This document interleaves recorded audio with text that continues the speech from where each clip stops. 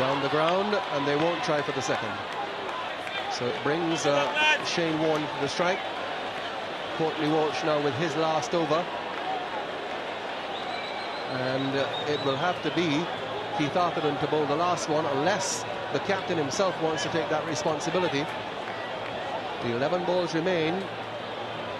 What he really does need here now is Steve Waugh's wicket. Well, Warney's got to make sure he gets the bat on the ball and gets a run somehow or other. In the air, and that's gone over the top for 6. So Australia's 8th wicket pair here doing it now. Just another 14 required, in fact another 10 required with that 6, as it ticks on to 164 for 7. Well, if you're going to hit them in the air, you may as well pick the shortest boundary on the ground, and that's exactly what Warne's done, and it's just gone over his head there.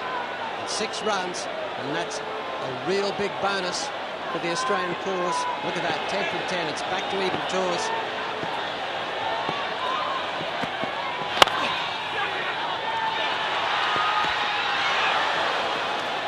Aim at the stumps.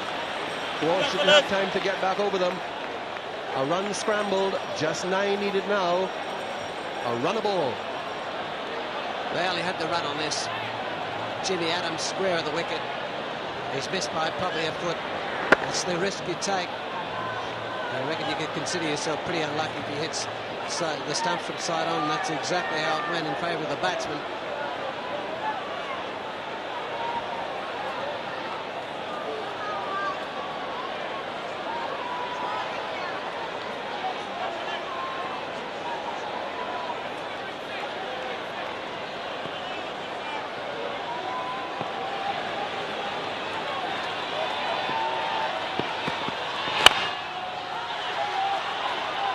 Scrambling for one, and no, says Steve Waugh. He knows all he needs now is a run a ball.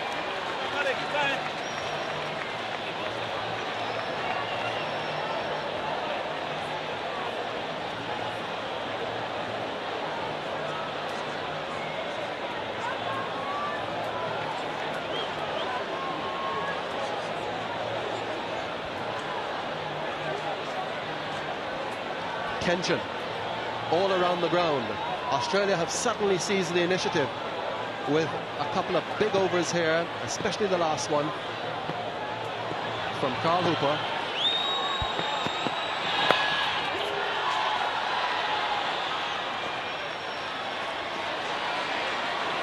Well, no matter what happens, they still keep getting the runs, and that's exactly what the Australians are looking for, just keeping that even. One boundary will do all the trick here for the Australians. What's in their favour is this wicket that's coming through pretty well, but the shorties boundaries too, around the ground, straight on, square of the wicket. Pretty hard to protect when you're bowling. And a real buzz around the ground as we come up to the last ball of the penultimate over. Faces which don't seem all that optimistic. Well, they're pretty concerned faces, aren't they? Just a few overs ago, they were all smiles and all cheers, as you would be. It's amazing how quick it changes.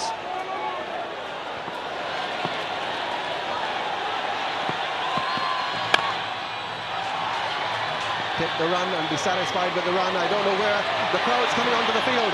They think the match is over. There's no question that it isn't.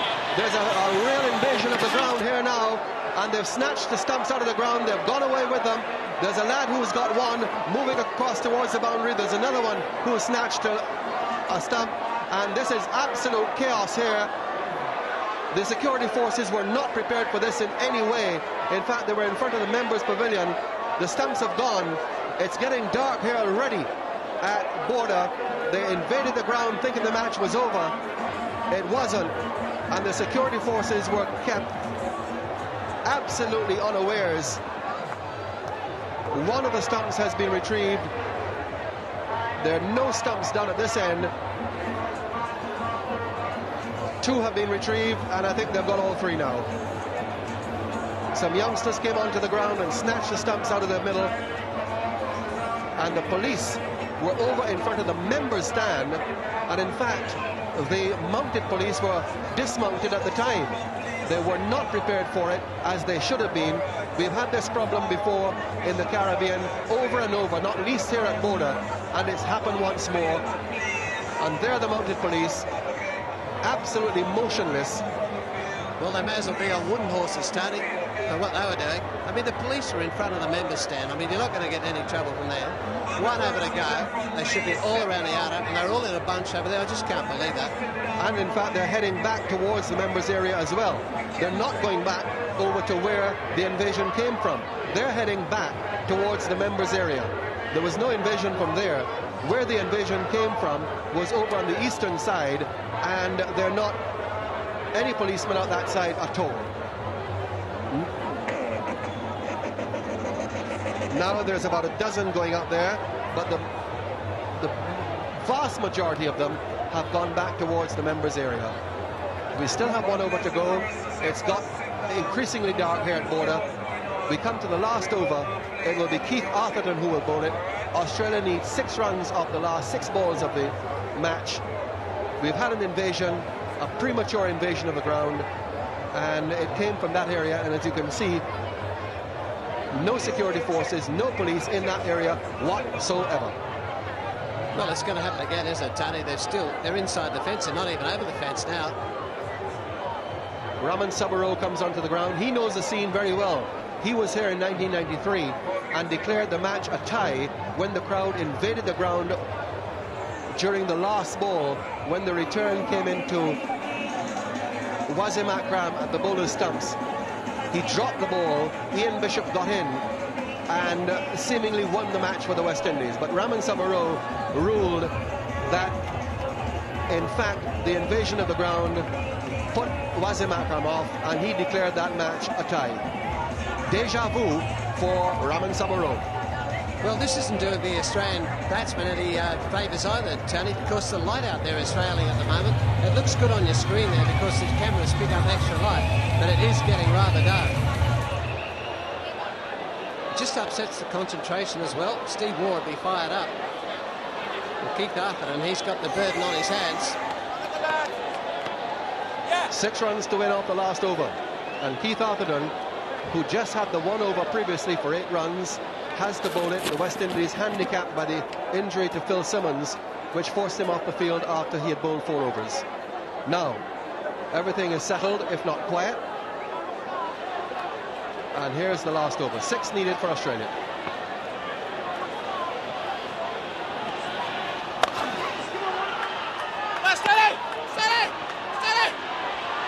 Return comes to the bowler's end, and he drops it.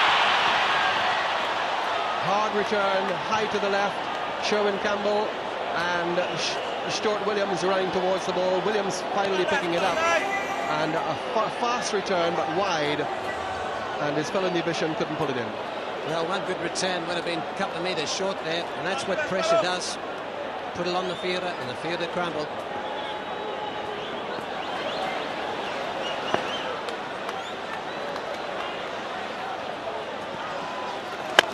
Speed it.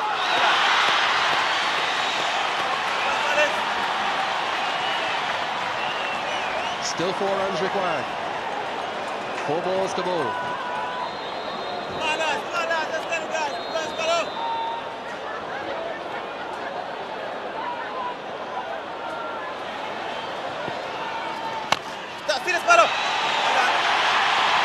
Tension mounts. 4 runs off 3 balls.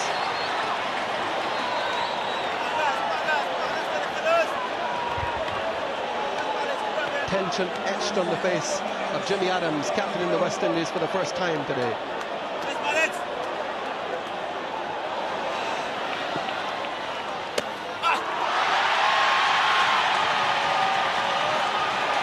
Absolute sensation.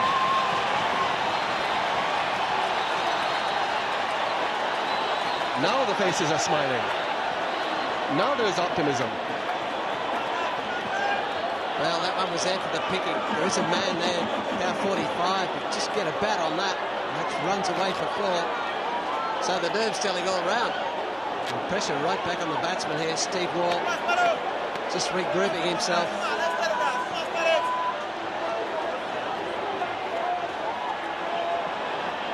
2 balls remain. 4 to win.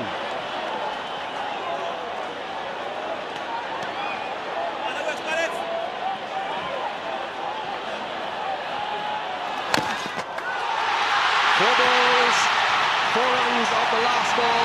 This is a sensational last over from Keith Atherton. The crowd's besides itself. Well, Steve Waugh can't believe it. He's getting annoyed with himself. Frustration coming here. One delivery. Courtney Walsh comes up to lend his experience as we watch Steve Waugh trying to bang a ball through the onside. Ridley Jacobs very alert.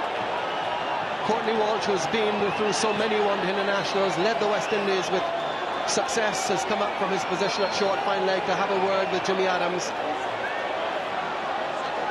The keeper has gone back, Ridley Jacobs. There's tension all around the ground. The police now begin to do what they should have done an over ago and start to encircle the ground.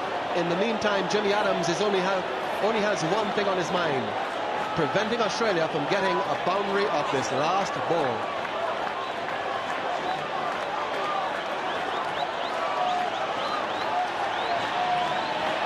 It is becoming darker and darker. We're waiting for the last ball of this quite remarkable match. Steve Waugh needs to hit it for at least 4. Keith Atherton needs to pin him down to less than that. Everything hinges on this. The series is level at 2-all. Here's the last ball.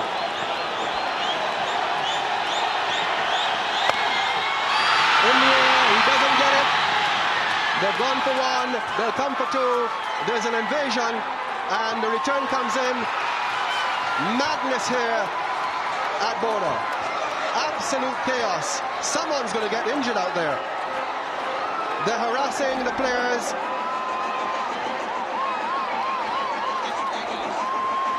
This is dangerous now for the players in the middle. Somebody snatched a bat. The police are out there surrounding Steve Waugh. He's been jostled and pushed. He's in the middle. Merv Dillon is out there with him. This is absolute chaos. It has happened over and over and over here in the Caribbean. Nothing has been done about it, and it's happened here again. One of these days, a player is going to get seriously injured in the melee.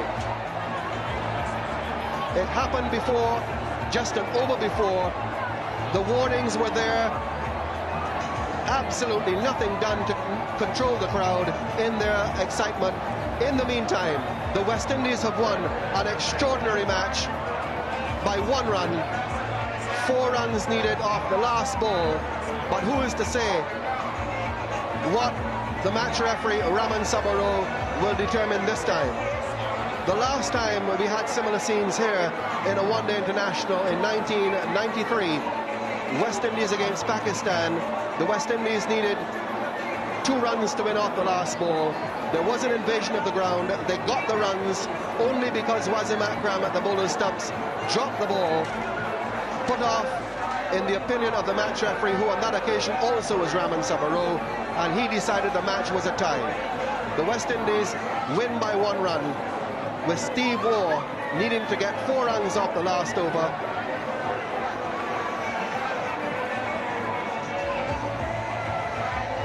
In fact, he got 4 runs off the last over. He needed 6 to win, 5 to tie the match. He got 2 off the first ball from Keith Atherton.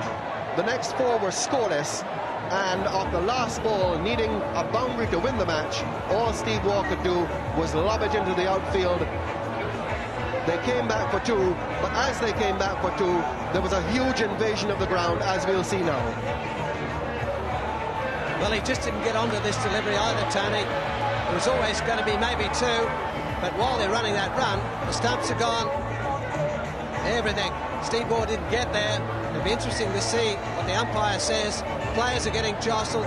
The police, like you say, didn't do the job. They should have been around there keeping it. They're doing the job now, but it doesn't matter now. Everybody's happy.